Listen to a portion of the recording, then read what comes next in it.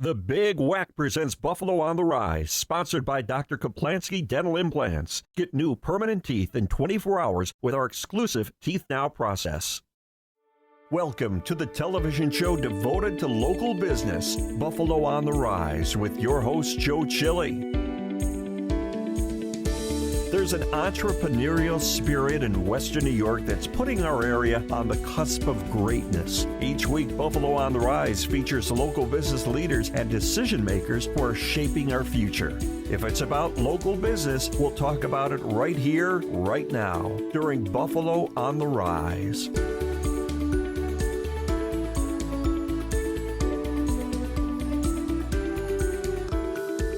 I'm Joe Chili. On this edition of The Big Whack presents Buffalo on the Rise. Your smile says so much about you. Let Dr. Kaplansky and his dental team make it shine bright. A good education is the bedrock for any child. Find out how Catholic Children's Learning can get your student moving in the right direction. And the men and women who served our country deserve the very best care. The medical team at the Buffalo VA have a breakthrough virtual health program we can't wait to tell you about. All on this edition of The Big Whack presents Buffalo on the Rise.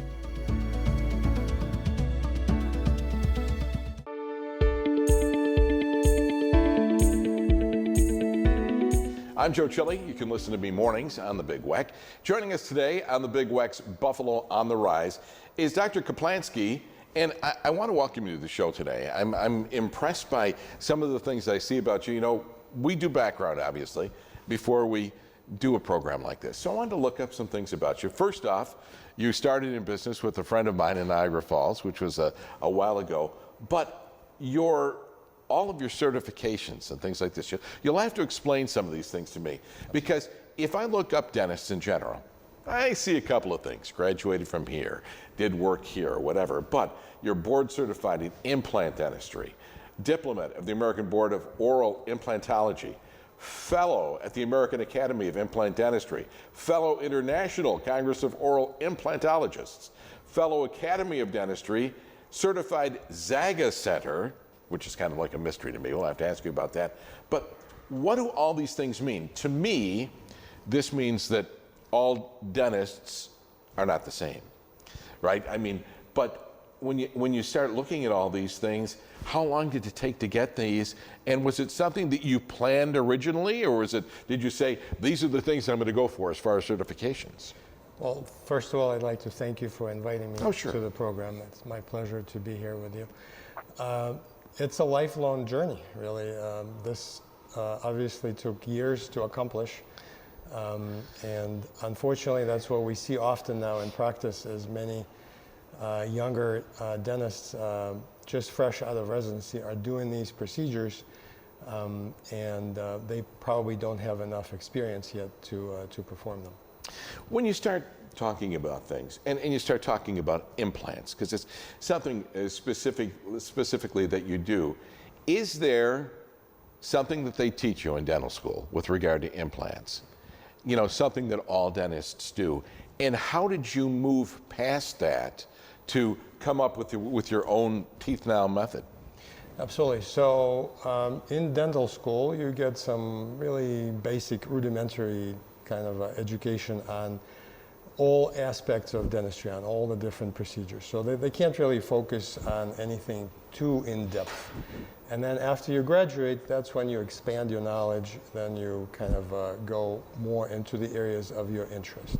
So my area of interest was dental implants, and I really wanted to get much deeper knowledge in that area. And that's how it all happened. Dental implants, and I have a very basic knowledge of these things, so I'm going to ask you, but you know, you start thinking about things like bone grafts and the prep work that goes into this, and it sounds very invasive to me. And as just a normal individual, I like to avoid pain. Absolutely, yeah. We all do. So I mean, you probably look the same way. You probably looked at this and said, there's got to be a better way to do this procedure. True. So traditionally, dental implants aren't new. So they've been placed routinely for probably about 30 years now, with a lot of data, a lot of research, and it's backed up by science. Now, traditionally, the thinking in dentistry was that you have to prep the site first. So if the site or the bone in the area is deficient, you have to build it up. And how do you build it? By grafting bone, either from a donor or from animals. You would take the bone, graft it in the area, and then grow the bone, then place the implant. So that basically means multiple procedures, multiple surgeries, a lot of time and healing, discomfort, obviously, and patients, had a very, very long journey for absolutely no reason. So what we did, again, based on the current research and the modern science, is we changed the tactic a little bit. So we looked for solid native bone instead of using grafted bone that unfortunately a lot of times later turns into mush and it's not even usable.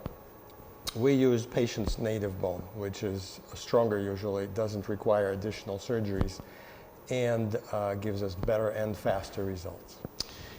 Is it a long, involved process? The teeth now procedure that we kind of created is very streamlined. You literally, in 24 hours, you take patients from either no teeth or decayed, non-restorable teeth to permanent teeth, 24 hours. Is it something that lasts the entire life, your entire life? It can. It depends on a lot of factors. Most, again, scientific research shows us longevity of dental implants anywhere from 15 to 25 and more years. But a lot of it depends on patients' general health, which can change throughout their lifetime, and also on the maintenance, on care and maintenance. So we do insist that patients come back for routine hygiene so we can check things and clean things. Are you trying to tell me that people don't generally take care of their teeth? Sometimes they do. You know, flossing is a big thing. You're trying to keep your teeth. Right. I think that this is fascinating in itself. I think the fact that it's less invasive, your procedure, is a big thing. Not just, for myself. I mean, I hate to sound like, oh my, I don't want to have to go through this, but, I had parents and grandparents that went through dentures, and many, many different kinds of dentures, and dentures that didn't seat right, and dentures that were constantly slipping, or whatever the case may be.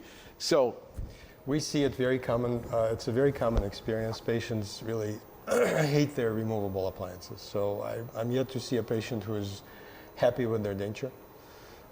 So that was another push in creating a process that would give people permanent teeth. So the teeth that they wouldn't have to remove every day to clean. Teeth that wouldn't hurt them when they chew, teeth that wouldn't fall out when they laugh. That's what we did. So if you hate your removable, appliance, you'd want to give Dr. Kaplansky a call. Dentistry by Dr. Kaplansky, 8038 Rochester Road in Gasport. Phone number 716-772-7500. drkaplansky.com is the website, drkaplansky.com. Sponsorship and promotional consideration for the preceding segment was provided by the following.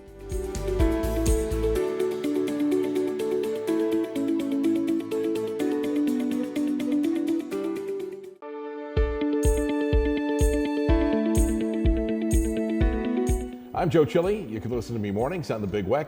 Joining us today on the Big Weck Buffalo on the Rise is Dr. Michael Lefevre, who's president of the Catholic Children's Learning Corporation.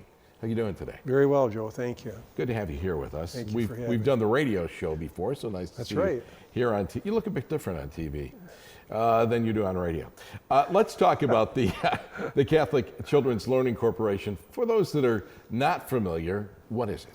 Well, the CCLC, as we refer to it, is a 501c3 charity. And our board is a group of men and women that are Catholics who volunteer their time to support Catholic elementary education in Western New York. Is the diocese out of this now? Well, the diocese, in relationship to our organization, right. We are separate entities. We are not a part of the diocese, nor do we have any relationship with them, except for we have a common mission of helping Catholic elementary schools. But the diocese has been struggling. The priest sexual abuse scandal has had a great impact on the people attending church and donating to the Catholic parishes. And the bankruptcy of the Diocese of Buffalo has also had a huge impact on the finances for the schools. And so the diocese currently is no longer supporting their Catholic elementary schools financially in terms of their operational budgets. And it's becoming a greater struggle for the parishes to meet their own missions and support the Catholic elementary schools as well. This kind of hurts me to hear this, because I grew up in Niagara Falls. I went to Our Lady of Mount Carmel for grade school. I went to Bishop Duffy for high school, then went to Niagara Community College. But Catholic education was always part of my life. And when you see parishes that are like combining because of the costs and things like that, is the chance that if you folks weren't around, the Catholic schools might just go away? Well, absolutely. In fact, we've lost 3 schools in the last year due to the financial expenses for the school. So that's what we're very concerned about. Our organization, number one, wants to make sure that generations of children to come will have an opportunity for a Catholic education, whether they're Catholic or not. We also want to be able to make sure that it's affordable for all families and children for the future. So those are 2 of our primary missions. Doctor, what is your background and what attracted you to this mission? Well, ironically, I am the retired superintendent of the Catholic schools for Western New York in the Diocese of Buffalo. So I've been an educator for 52 years. And I have innate interest in making sure that the Catholic elementary schools and that opportunity continues for the future. So I'm very knowledgeable about the needs of the Catholic elementary schools in Western New York and what they're facing. In the last 2 years, they were able to hold on because the PPP program, the payroll protection program from the federal government, subsidized the schools and helped them stay afloat. But the schools are in real danger of closing in some instances. And the renewal of the parishes, where some of the parishes now have 2 or 3 schools within their organization, the future is unknown. We don't know how that's going to play out. The school buildings are owned by parishes, and so trying to sort out how those schools are going to survive and which ones will survive is still an unknown. So we're doing everything we possibly can to raise awareness that, first of all, there is a financial challenge for these schools, and secondly, there is a real danger that more and more Catholic elementary schools could close. And if that happens, the strong tradition of Catholic education in Western New York would be lost. And really the foundation for Catholics in terms of educating their youth would also be lost. And we're dedicated to not letting that happen. What makes your nonprofit group different from others? Well, we're very different in that, most nonprofits survive by donations and grants and support of that nature. And currently, we are asking for some support financially from the community so that we can get something started. But what we're doing is we're creating businesses that will earn a profit that can be then given to the Catholic elementary schools to help close their budgets.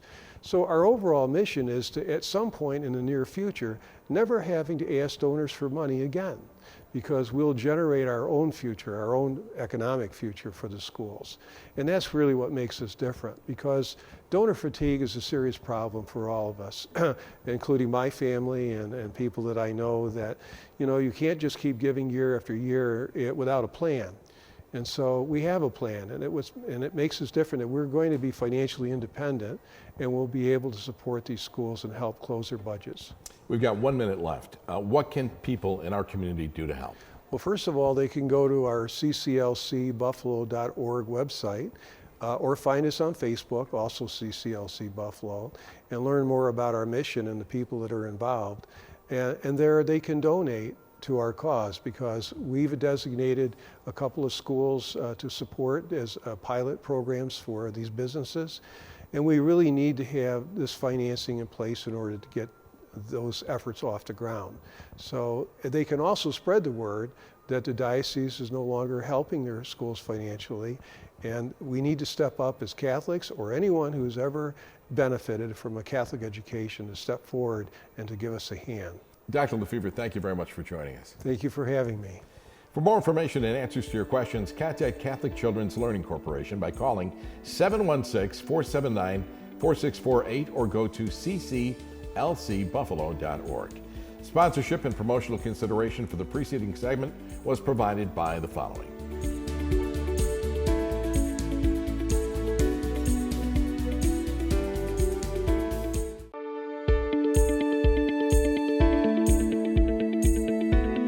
I'm Joe Chile. You can listen to me mornings on the Big Wack.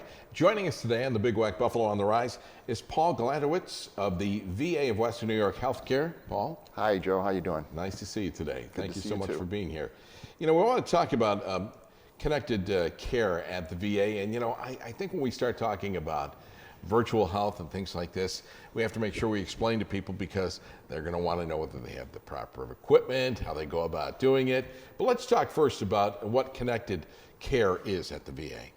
Well, connected care combines the services and the tools that we offer veterans so that they can contact their providers and they can communicate, get access to different services in the VA that allows them to communicate with them.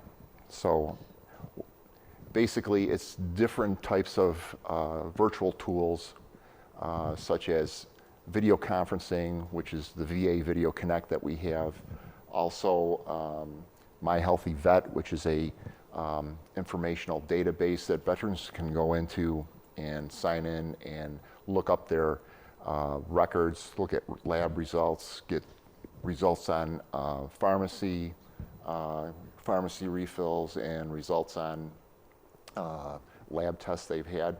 And also use it as a medium to communicate with their provider if they have a general question. Is it kind of like a virtual portal? Yeah, it is. It's a virtual health portal that they can communicate with their providers. It gives them better access to the providers. I know sometimes our veterans get frustrated when they try to call into the VA and get a hold of their primary care team, and they get switched from one department to another. So this makes it an easier way to get better access with questions you might have with your provider. Can the average individual, whether they have a computer, laptop, whatever the case may be, smartphone, is it easy for them? Do they have to have, you know, kind of extensive equipment to get connected?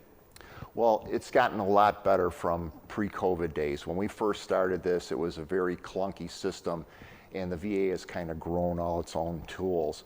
COVID really gave us a starting point where everybody had to do things remotely, so things were developed, and it's much more user-friendly than it used to be. And as far as the things that the veteran needs is they can, like you said, use their smart devices, a computer, laptop, but even if they don't have access to those devices, the VA can work with them to get them access to it. We have a tablet lending program. We have not only clinics located throughout Western New York that they can access to use telehealth tools to contact their providers and still be able to participate in clinics that might be hard for them to get to up to the main facility. And they can feel comfortable that their information is secure. Yes, everything is operated through a secure and encrypted portal. So it's not like anything is going to end up on the internet. It goes through the VA security system. So yes, it is a very secure system. Many times, you know, when you're using whatever it might be, if you're at a doctor's office or things of this nature, you're going to give blood, you know, you'll get like an exit interview. You'll get like a questionnaire after the fact that'll say, you know, how long did you have to wait? Were you satisfied with this? What kind of response are you getting from this virtual connection from the veterans themselves? Well, we're finding that the VA, the veterans really like the virtual connection. As a matter of fact, we did a recent survey, and it showed that compared to even face-to-face, 42% of our veterans liked the virtual better, whereas 32 preferred face-to-face, and phone call was around 15% of those surveyed. We also are constantly surveying our veterans on the quality of the care that we're providing through these telehealth and these virtual means, and we have a very high 92% satisfaction rate for the virtual tools that we're using. Like I said, since COVID, this has developed so far that it's got a lot clunkier, easier for the veterans to use, and we continue to take steps to improve that. And one of the steps that we are taking to improve that is we will be opening a virtual health resource center at the VA in Buffalo. And this is an actual training center that our vets can come up to and get a one-on-one with a person if they are having problems with their device, either a smartphone or a tablet, or if they have questions about My Healthy Vet. We offer a number of VA mobile apps that are used by our veterans. If they have any questions on that, we can go through it with them. So we haven't had this before, and I know one of the biggest issues that we've had with getting veterans to use this is overcoming that fear of the technology, of using their computers and using the software to access their providers. All right, we only have about a minute left or so, but you're helping this people that are in rural areas. Are you feeling good about them being able to connect as well? Yes, in the rural areas, we've done a lot of work there too. We have a program called Atlas, where our system is the only one in the state to have an actual telehealth site located at the post in Gowanda, where veterans can go to and do their sessions. The Virtual Health Resource Center is another, and also the Digital Divide program I had mentioned before, where we do lend out tablets to veterans that have cellular plans on them so that they can contact their providers. All right, Paul, this has been very informative. I appreciate that. For more information and answers to your questions, contact VA of Western New York Healthcare System by calling 716-862-7886 or go to buffalo.va.gov. Sponsorship and promotional consideration for the preceding segment was provided by the following.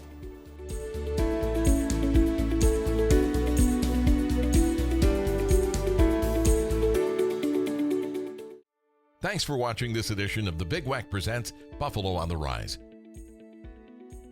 For information on this and other shows, go to our website, bigwack.com, and find out how you can participate on the program if you're a hometown business. I'm Joe Chile. Thanks for watching and listening to the Big Wack, Buffalo's oldie station.